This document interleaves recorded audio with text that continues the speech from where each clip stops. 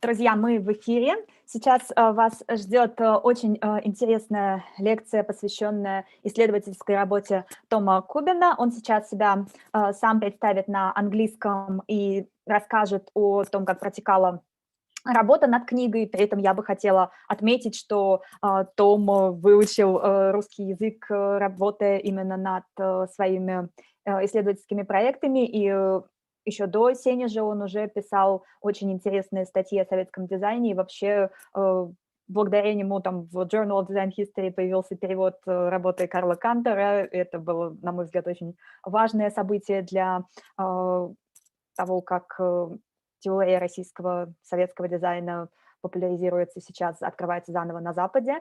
Я не буду тянуть, предоставлю слово Тому, просто хотела вам сказать, что у нас будет видеофрагмент главы частично из книги Тома с наложенными русскими субтитрами, поэтому сейчас Том сделает представление книги, дальше мы посмотрим уже видео с субтитрами, и в конце пишите вопросы в чат, Том, я вместе постараемся на них ответить.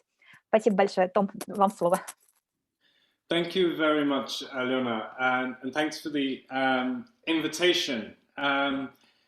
So, yes, you asked me to speak about my book, which I have here, Soviet Critical Design, Sena Studio and the Communist Surround, which is quite a long title, I suppose. And I haven't really thought about this book since it came out 3 years ago. I really haven't thought about Soviet design at all. So this was a really nice challenge for me to go back and look at this work. And it's nice to go back to a period of time when I was really working very intensively, and to come back with some different eyes on the project and perhaps a more objective viewpoint about the work. Yeah, I'll first give a little bit of background to how I got interested in questions around Soviet design, and then how this book came about and what I was trying to achieve with it. So I guess my background is that I'm English. I have no connections to Russia whatsoever growing up, but I became really interested in studying Russian because I was a slightly depressive goth teenager who enjoyed reading Dostoevsky books. So I decided I had to study Russian at university to be able to read Russian literature in the original. But while I was living in St. Petersburg, not really studying, I had a really nice time playing in a ska punk band, but I didn't go to many classes.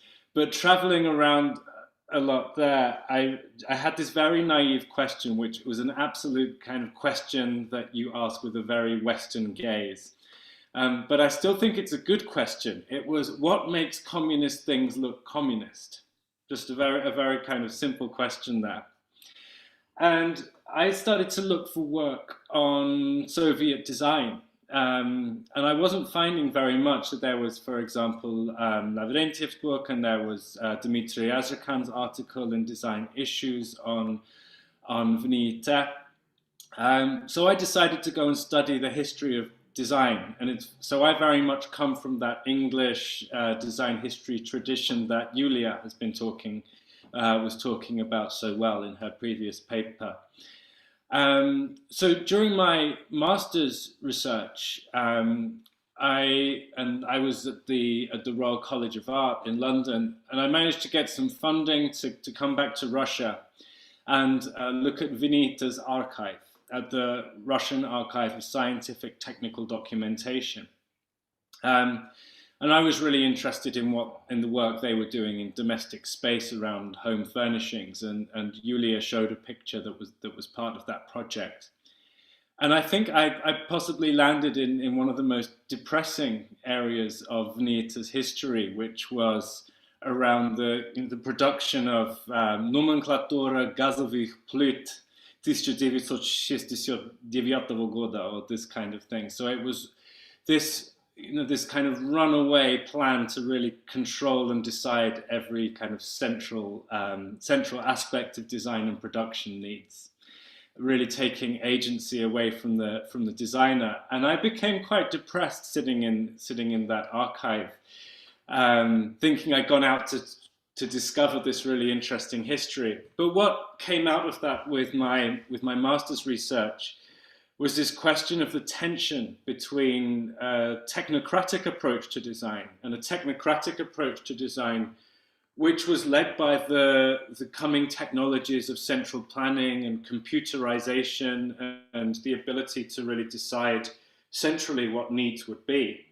And then other kinds of techno-utopia, for example, in the, I know in the forthcoming exhibition, there's a mock-up of the Domashная информационная машина, and this other side of futurological thinking. And how did this kind of everyday work with documentation and bureaucracy, how did that link up to these more artistic and avant-garde approaches to thinking about the future?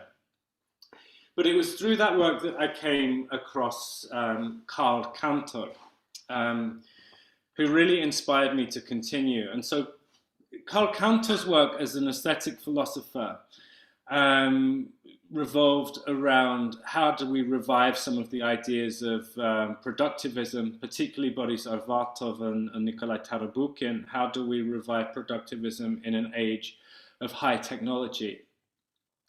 And Cantor was a philosopher who wanted to learn from practical settings, and I think that's what really kind of makes him such an interesting historical figure. Is his broad involvement in thinking through interaction with the world. And so together with Evgeny Rosenblum, around 1964 to 1965, they set up a design seminar at an artist retreat by Senej Lake, which is known as Senej Studio. And so for my PhD research, and then the research that eventually became this book, I worked through the history of Senej Studio, who ran seminars twice a year over periods of 90 days, which explored from, I guess, what today would be called an artistic research angle into design. And I think a lot of the work they were doing really formed a critique of some of the mainstream design organizations, and particularly of NIIT and its often technocratic approach to design, and looking for a scientific lens through which to view design. But I think what really is interesting about a studio that was founded by a philosopher together with Rosenblum, who at that point I think was a frustrated product designer who then went into urbanism more, was that it's partly, it raises questions of how do we think with design? How do we think through design? How does design actually form our thoughts and our spiritual being? And I think taking from productivism, but bringing it into an era of high technology, there was a real spark at that moment in 1964 to 5, where there was a possibility to renew that avant-gardism. And what the book does is it takes that moment and then looks at it over how did these ideas of this revival of productivism, how did they play out through the rest of the Soviet period and through late socialism and then into perestroika. One of the things I also wanted to do with the book was to contextualize Soviet design phenomena in an international context. And Senej was really quite connected. So the initial idea of starting this studio came from a trip to Poland where they met with industrial designer Jerzy Sotan, the architect Oscar Hansen, and then also Thomas Maldonado, who was really pushing for more socialist ideas in design internationally. And I think they gave them some kind of confidence that they could really make a difference within the Soviet context. But as we go through, we see other influences, particularly from Italian radical design and the idea of environment and sreda that emerges in the 1970s. And general postmodern sensibilities, the kinds of historicism that you see in architecture globally, in the 1970s and 80s. We can really see through the work of Senej a bridge between Soviet intellectual movements, particularly like culturology, and Western artistic practices. And then also later on in the studio's work through questions surrounding ecology, and they were connected to various UNESCO projects through what they were doing. And then there's a unifying idea in the book, which is, I think, perhaps slightly provocative for some of the participants of Senej Studio, is this idea of the communist surround. And the idea of the communist surround relates to what kind of an environment would provide the kinds of spiritual freedom that is described by Marx. And often in designing that kind of an environment that would enable a free and creative kind of way of being, that provided a challenge to the reality of everyday life in the Soviet Union. And I think it's there in trying to design and decide what environments would enable us to be free, creative, cultural, individual and collective members of society that created that position the studio in this kind of semi-dissident space, which also makes them, gave them a kind of a critical function within the design ecosystem within the USSR. So the book itself, so I introduce it by talking a little bit about some of these critical functions. And then I go on to look at the early work of Senej Studio, which was really focused on these issues of productivism and how could we take, how could we improve working life.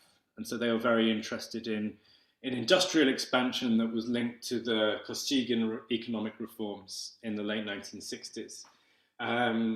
So this took me to places like to Novosibirsk to look at the collaborations they had with industry in Akademgorodok. And at the archive, they were very suspicious of an English person turning up, asking to look at the archives of Tiashtanka Gidra Press. What on earth could I be looking for in there? But it was actually this kind of youthful movement of people that enabled this new approach. But as that hope faded in the 1970s, we see the studio emerge with two different directions. One, which was close to the kind of postmodern historicist approach to urbanism, which was used in an activist way to resist some of the demolitions of historic city centres and to think about cultural heritage and links to the past. And this is where a big schism emerged with the studio, an argument between two sides, one led by Yevgeny Rosenblum and the other led by Mark Konik and Karl Kantor, where they were much more interested in how do we still, even if we can't design now, how do we connect and take inspiration from Tatlin, from Fyodorov, and from cultural figures who were able to project ideas beyond their time and still inspire others into the future. And this is one thing I would really say characterizes художественное проектирование, this approach that was developed at Senej Studio is a hyper-awareness of time. How do we as designers, how do we direct our work? Where is the effect going to be? And then the last chapter deals with perestroika and a feeling of looking for new ideas and possible new beginnings. And again, trying to find a different temporal orientation and linking back to the thaw of the 1960s. But we'll see a bit of that in my video presentation. So overall, this idea of the communist surround then was a way to express ideas that would help us to break through the totality of propaganda that produces the surroundings, that produces what the semiosphere, I think some of culturologists used to refer to it. So then, and there were some real challenges in this project. One was that there was an image library that had been destroyed in 1990. So but that meant that I got to meet many amazing people as I traveled to Kazan and Tolyatti, Novosibirsk, and to many people in Moscow as well, to really locate images and evidence from the projects. But this conflict that emerged within the studio between Mark Koenig and Evgeny Rosenblum about whether we deal with our heritage or whether we look at this issue of projektnost and the future was really difficult to deal with, because there was because I think one is always drawn to projects that have a kind of moral integrity. And this, I would say, Mark Koenig had this moral integrity that said, we're not going to try to present stuff to officials in local towns. But the work that Rosenblum did, they prevented buildings from being demolished, and they worked very effectively. So, and likewise with this question of engineering versus art as well, I think this book is really told from the side of Senej Studio. So it's some of the criticisms that come out of VNITA and that system are definitely a little bit one-sided in this book. And I'd say that's my kind of major critique of the book, looking back on it. And the last question is really about what effect did Senej have? Because people met within the studio at seminars, they built big paper models generally, or produced installations. And I often get asked, well, this is a kind of pointless bumajное проектирование, paper design. But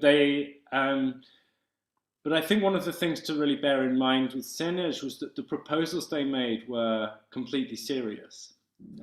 There's a sort of, not quite irony, not quite stjåb, I don't know how to describe it, but there is, but I think the serious approach with which they wanted to influence the way people thought about their surroundings did have an effect, as they trained over 1,500 designers across the Soviet Union and abroad. And I think Evgeny Ast put it best, that there are a lot of debates around, how design should work among the Moscow intelligentsia. But actually, one of the major things is that people learned some taste when they were at the studio, and that kind of connection and being part of something bigger and part of something global. But I think that's also, that's research that's still to be done, really, is to see how these different kinds of design pedagogy affected ways of working. But I think we see it actually most clearly in areas like exhibition design. We could see, the Mayakovsky Museum in Moscow, the former Mayakovsky Museum, is, I think, a fantastic example of the kind of ways of thinking around communication that were developed in this kind of, with this Senej attitude. Unfortunately, the exposition exists no more, and it's a really shame, in my opinion, but they trying to figure out what to do next, so we'll see. Yeah, this was my favorite place in Moscow, actually, was the former Mayakovsky Museum. But so now I'm going to play a presentation which comes from the last chapter, and alongside it is a video which was given to me by Ilya Artemyonov, who was one of the participants of this seminar. And I guess we can just press play and see how these. But I wanted to play this video relating to design in perestroika, because I think it connects us now, where there I think is a global feeling of being in between times, in between systems.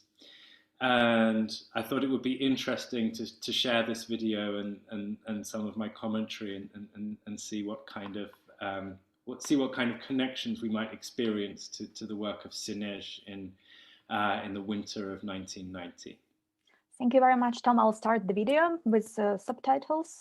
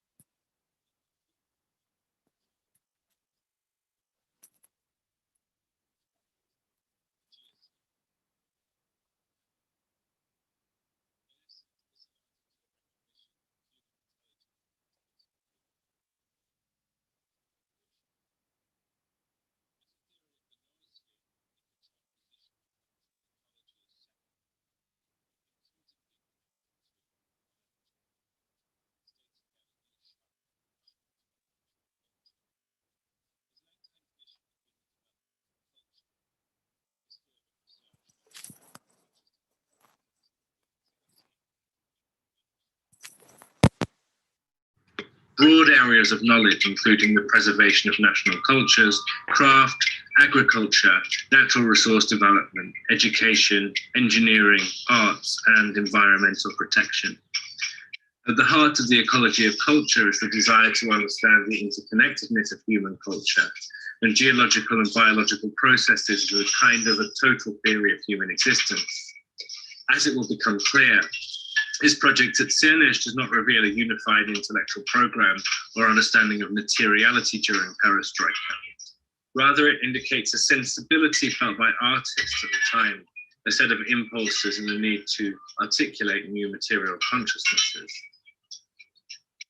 First step of any seminar was to create a new workspace by searching for interesting objects and items that might stimulate an artist's intuition. As usual, CNS participants set off around the lake to see if they could find anything interesting with which to decorate the studio. They drove around the countryside surrounding and came across an abandoned house in a blizzard full of strange things and fragments of objects. The abandoned house has been a key trope of the uncanny in literature and art since the 19th century, due to the way objects and traces of former inhabitants appear to lend the environment an impression of being only half alive. We are unsettled by the intellectual uncertainties of the abandoned house. Why has it been left? What terrible thing has happened? Is the house itself cursed? And crucially, do the things left behind have the power to affect the fates of those in the present? The house is also of uncertain cultural value that defied clear intellectual classification. It was too everyday, insignificant, and dilapidated to be an object of heritage and cultural preservation, while not old enough to become a traditional archaeological site for excavation. While prehistoric archaeology derives from a lack of a written historical record, Buckley and Lucas have contended that contemporary archaeology gives the opportunity to move beyond the role of written and verbal discourse that tends to represent the voice of the enfranchised. The silent voices bound up in material culture represent a non-discursive realm of experience that have the potential to act as disturbing indicators of the contradictions and painful effects of 20th century experience. The excavation and installation was partly an attempt to understand how artists could help to make silent objects speak, hence the subtitle, A Quiet Conversation Among Things.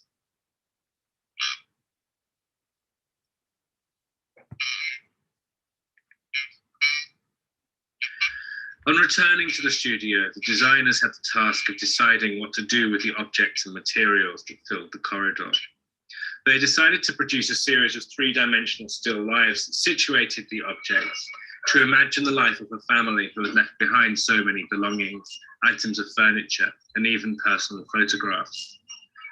An investigation of the materiality of an abandoned home, even one that naively seeks a new holistic explanation for man and nature, offers us the chance to see how designers drew out the ambiguities and mythologies of daily life during this period of instability.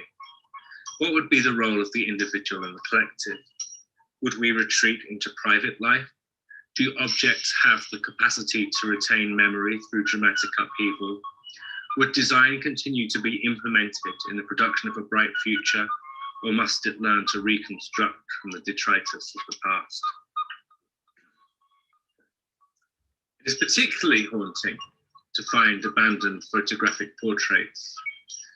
If the unknown family had simply abandoned the house and moved to another life in a new apartment, it is feasible they would have left some belongings behind in anticipation of new furniture and fittings. Not everything fits when we move on to somewhere new. Photographs, however, would not normally fit into this category of left behind objects. The uncanniness of abandoned houses as a result of traces of former lives, a reminder that houses live a life beyond the present.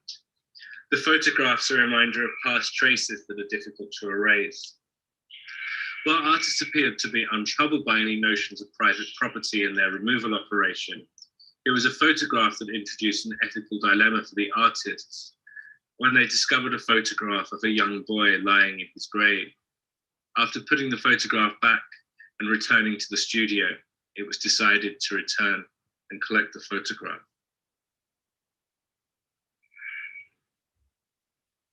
The section of the installation entitled Funeral contains the mounted photograph of the boy in a simple wooden coffin with 4 adult figures clothed in black and standing behind. The scene is rural. The designers have drawn a frame around this photograph. Beneath is a wooden frame, suspended from which are 5 pieces of fabric containing some kind of material. 4 are white and 1 is black, and they are tied up with string. The fact that the photograph had been thrown away speaks of the potential erasure of the boy's existence. The fact that this photograph is paired with carefully bundled material evidence of life, and one assumes in case of the black fabric death, there is a compulsion to preserve the fragments of the boy's brief life. Perhaps the juxtaposition of material fragments of the image of death highlights a parallel between the death of the child and the mysterious cultural subtext relating to the disappearance of the family. In the concept of cultural ecology, biological and cultural death are always linked. Oleg Genesaretsky explained, not following the laws of biological ecology can kill a person, while a moral death can ensue from not following cultural ecology. There is no gulf between these two, as there is no defined border between nature and culture. From the ecological point of view, perhaps the house is haunted by the failure to follow cultural laws. Was the family a victim of Stalin's purges, or were they forced to leave during World War II? The positioning of this photograph to one side of the exhibition provided a counter to the main ecological message about the role of objects in supporting a certain living culture. Failure to understand cultural ecology can result in death. The table was also a current motif in this installation because of its symbolic value as a material element that may unify or divide people. The table can be a site for bringing together families, for the arrangement of possessions, or as wild spaces that may act as a temporary stage for objects that cannot be controlled by those who design and make objects. The child's table is a site of individual autonomy. The artist imagined the mother and father arguing above the table, the precariously balanced teapot ready to spill its contents beneath. Underneath, however, the child has seemingly used the table to construct something akin to the domestic display cabinet, typical of Soviet apartments, where souvenirs and photographs exist as evidence of a personal narrative. A chess piece and building blocks, favorite toys, and a photograph of a baby are all carefully placed to give a sense of a child who relied on things, this under-table world, to create an alternative reality to that of the adult's world of argument and strife. Interestingly, it is only in this display that the objects seem to constitute some form of private life due to the child's alternate reality, or chastnaya жизнь, where objects are not inscribed into an adult's roster of meaning. This is contrasted by the celebratory table, or праздничный stol, that represented an important myth of Soviet life, the return home from the labor camp. The return is symbolized in part of the installation by a suitcase that is positioned over the threshold. In the outside, it is white, featureless, only half within the domestic surrounds, and attests to the familiarity of the suitcase, the return to family life. The return of prisoners from Stalin's Gulag after 1953 tempered the enthusiasm of the Khrushchev thaw and led many to widespread fear that crime and hooliganism would spread from the camps to daily life. The celebration on returning home, an important ritual of reintegration, is rendered uncanny here by the bricolage nature of the assembly. The table is composed of fragments from previous tables, while other fragments of color give the scene an impression of a hastily reassembled memory, a series of offerings to find common ground by attempting to recreate an image of home. The instability of material form attests to the subjectivity of material and collective memory. If the texture of an oak table leg may be remembered from childhood, its estrangement from the returnee endows the material with emotional affect that would not register with a family member who had seen it every day. Celebration stands for an attempt to piece things together, while acknowledging that the past cannot fully return. Things age as people age. The fragmentary nature of the installation and its allusion to uncertain memory also speaks of the capacity of these objects taken from a specific place for a general experience. The return of domestic warmth, as seen in the object, could symbolize an undoing of exile that had been considered a form of cultural death during the pre-revolutionary era. The return of warmth, which Mark Hornig sees an important ingredient to the development of an ecological approach to design. This approach would support Ginisarecki's assertion that biological and cultural death are somehow entangled. It is cultural artifacts, materials, textures, and colors that can play a role in reacquainting the returnee with daily life. The young boy had lost this battle, but perhaps the home could save another individual from the fate of rearrest and incarceration that faced many returned from the Gulag. The textures and shapes present in this assemblage, perhaps recognizable to one individual, cannot be totally estranged by the artist. They are too familiar and haunting. The transvaluation of state ideologies during perestroika left space for the rearticulation of the question, what is the relationship between daily life and spiritual life? It appears of little coincidence that this was an important question for Svetlana Boym when writing her book Common Places in the early 1990s.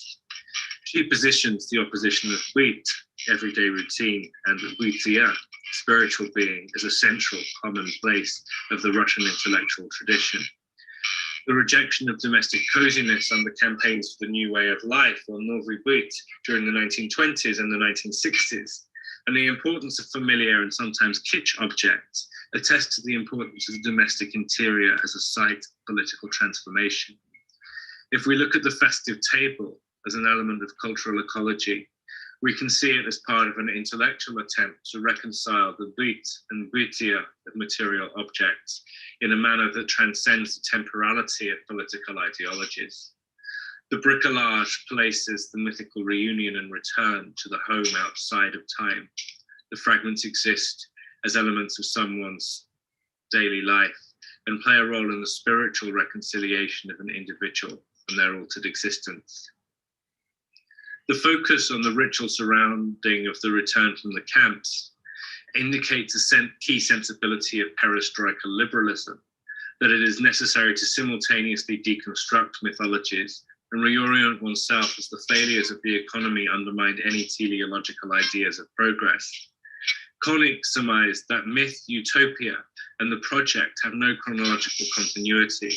They do not give birth to one another. These three forms of imagination coexist as equal elements in how we choose or constitute values. In her book, Boym investigates myths as cultural commonplaces of shared cultural memory or communal identification. For this reason, her identification of cultural myths surrounding daily life in Russia serves as a useful guide to reading this installation, as they are rooted in the same conviction that cultural myths must be explored aesthetically rather than rationally.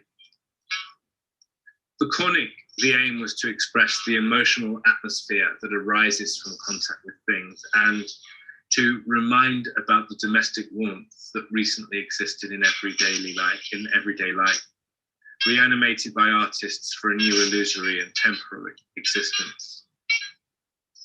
The artistic intervention therefore positions photographs and artifacts as bearers of collective memory. However, the individuality of these objects calls into question the possibility of individual life, speaking of the collective experience. As Boym reminds us, the collective frameworks of memory embodied in popular artifacts and everyday culture of the Soviet era do not offer a single narrative of reconstructing the past. They are signposts on the map of collective tours and individual detours, not exact prescriptions.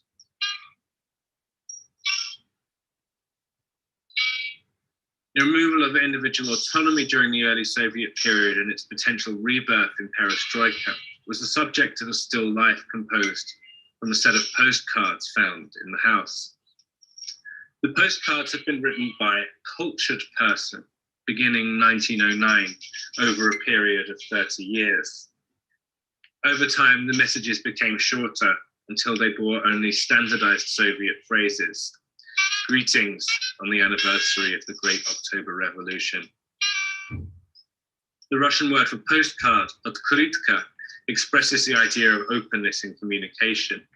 An otkritka would be an unwise place to locate any controversial information, liable to be intercepted and read by anyone. The postcard therefore acts as a cultural form that supports man's ability to communicate openly in public. Like all media, it is therefore an important material element of so-called cultural ecology, because it is the physical carrier of the values that constitute mankind's ethical attitudes to the planet. The otkritka supports man's ability to function and converse, its openness a symbol of the ability to correspond without fear. The period of correspondence underlines the sense of time passing while materials accumulate memories and meanings. The 15 or so still lives that comprise a range of installations can be thought of as what Norman Bryson calls the sleep of culture, things that slowly accumulate time that do not correspond to human perceptions of temporality.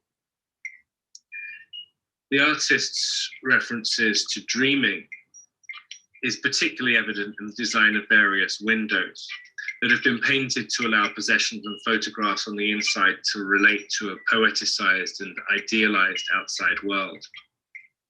While the series of postcards spoke of the suppression of verbalized dreams, here we see how objects must take the place of written histories. Whereas interior still lives, such as the combinations of photographs and objects, were used to narrate a biographical legend of family, personal memorabilia in front of the window acts as points of departure for external fantasies and dreams. The subtext of this project is that the use of the notion of ecology as culture to discover the role of things beyond a discourse where objects played the role of a commodity. When Senes Studio was founded in 1964, the studio's goal of finding a form of productivism suitable for an advanced industrial age was based on a clear articulation of the commodity problem. Here, we see a form of contemporary archaeology, where the lack of a defined ideological or cultural value pushes the viewer to reflect on materiality in general.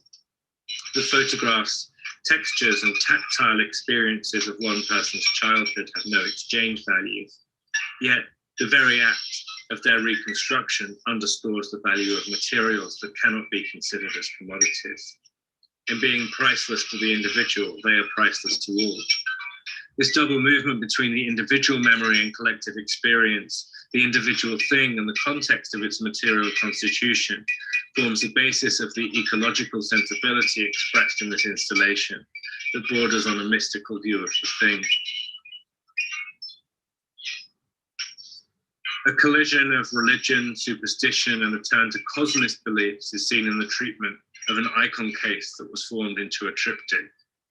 The wooden painted icon appears to have been taken by those who left the house. An imprint of the missing icon is on the left-hand side, while an imprint of the decorative frame is to the right. While non-commodity objects were seemingly left behind, the religious icon, minus the frame, has been taken to another life. The act of removing the icon was evidence that not all had been left behind. The material link to other lives suggests a quasi-religiosity formed from the cosmic movement of matter. In a 1991 article, Koenig quotes Vernadsky's discussion of the noosphere to explain that cosmic matter falls to the earth and earthly matter rises to the cosmos. This is the root of eternal life on earth. While there are clear parallels to the contemporary concept of the Anthropocene of an era in which man's manipulation of matter will shape its destiny, there is a possibility that this project predicts discourses on the agency of matter as a feature of political ecology through its willingness to understand time from a non-human's perspective. The message of this installation is that mankind needs to engage in matter in order to be supported as a cultural and biological being. While matter in itself is not meaningful in this process, the process of giving warmth to dead things places objects somewhere in between an instrumentalized view of human agency and the kind of human, non-human entanglements we encounter in contemporary post-humanist thought. The fact that artists have responded to material clearly refutes a functionalist view of mankind's ability to direct the cultural meaning of one's surrounds. There are larger elements at play that man cannot currently comprehend. The exhibition's subtitle, A Quiet Conversation Among Things, Ni grund ki razgovor vещей, attests to a form of material agency not quite understood by the artists engaged in the exploration. So the installation discussed in this talk indicates an incomplete material turn, interrupted by the events of 1991 and subsequent closure of the studio. In April of 2014, I sat with Senej artist Vladimir Sokolov in his Irkutsk studio, where he showed me images of the kitschy nightclub interiors he had designed for the local mafia in the 1990s. An economic shock therapy that brought about economic losers and winners, foreign goods, property speculation, gang violence, and new possibilities for emigration. The sincere humanist values of Senej Studio started to appear rather distant. Design in the post-Soviet context underwent simultaneous restriction and expansion. The possibility to make and build for the oligarchy or foreign companies was exchanged for the moral integrity of the unrealized project. This project shows a remarkable period that required designers to step back and take a grasp towards potential futures when no single direction of travel was apparent. Thank you.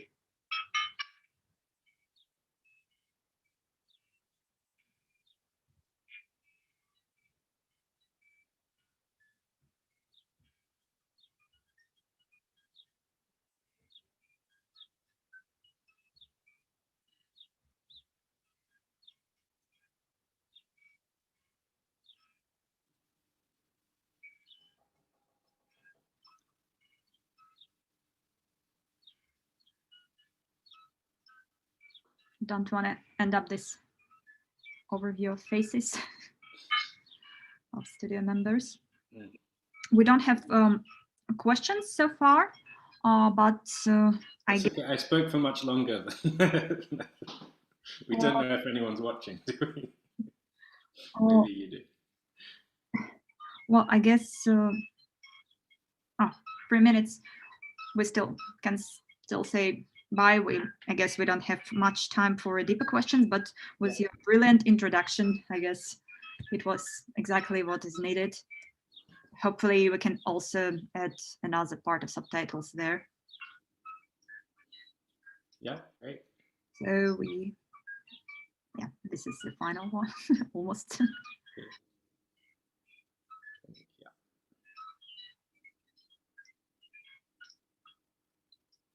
Yeah, just maybe say bye, and as we 2 more minutes. Just maybe an interesting thing that you mentioned when we talked, but didn't reconnect now, that you are now teach design in a university near the lake.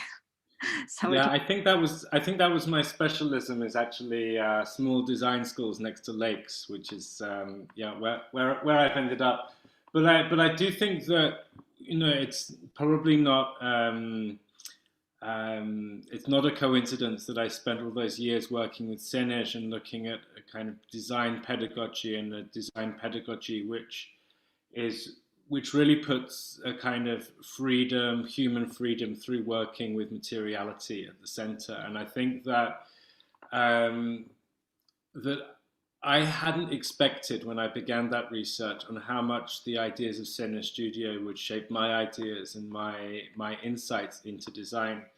So I think through that engagement is, there's partly, there's this book that came out of it, but I think there are so many other ways of working and thinking. And so, I had a conversation yesterday with a student who had just produced a very kind of open form style project, actually. And, one of the main focuses of Senej and it gave, but coming from that perspective of the work of Senej, it gives such a, it can take you into a different world. And I think as well with the work of Konik, the thing that I really learn is about the need to find connections through time in a philosophical sense. So I find that the way in which those designers really related to the kind of spirit of the Renaissance, and I think the way that they connected in working through interpreting Bakhtin within design as a way to really think about human behavior, I think that has really affected me very much as an educator.